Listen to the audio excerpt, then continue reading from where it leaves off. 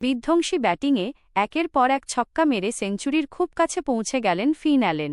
কিন্তু সাই কিশোরের বলে ছক্কা মারতে গিয়ে নার্ভাস 90তেই কাটা পড়ে গেলেন তিনি। তবে সেঞ্চুরি না পেলেও ছক্কার রেকর্ডে ক্রিস গেইলকেও পেছনে ফেললেন কিউই ব্যাটার।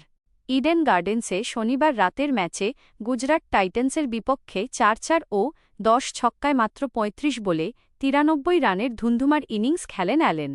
তার বিধ্বংসী ব্যাটিংয়ে ২৪৭ রানের পুঁজি পায় কলকাতা নাইট রাইডার্স।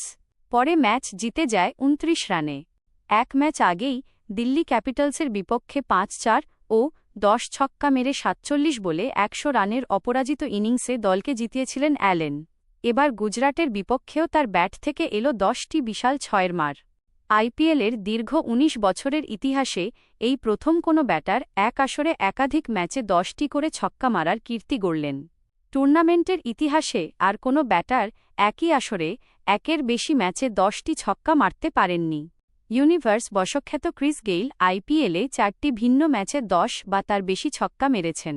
তবে এর সবগুলো ছিল ভিন্ন ভিন্ন আসরে, অর্থাৎ একই আসরে একাধিকবার ১০ ছক্কা মারতে পারেননি টি-টোয়েন্টির ফেরিওয়ালা। ২০১৩ সালের আইপিএলে টি-টোয়েন্টি ইতিহাসের সর্বোচ্চ ১৭৫ রানের ইনিংস খেলার পথে ১৭টি ছক্কা মেরেছিলেন গেইল, যা এখনও আইপিএলে এক ইনিংসে সর্বোচ্চ ছক্কার রেকর্ড। এছাড়া আরও ৩ ম্যাচে ১৩, ১২ ও ১১টি ছক্কা মারার নজির আছে তার, তবে সবগুলোই ভিন্ন ভিন্ন আসরে। অ্যালেন ও গেইল ছাড়াও একাধিক ম্যাচে ১০টি করে ছক্কা মারার রেকর্ড আছে অভিষেক শর্মা ও বৈভব সূর্যবংশীর, তবে তারাও একই আসরে একাধিক ম্যাচে ১০টি করে ছক্কা মারতে পারেননি, যা এবার প্রথম করে দেখালেন অ্যালেন।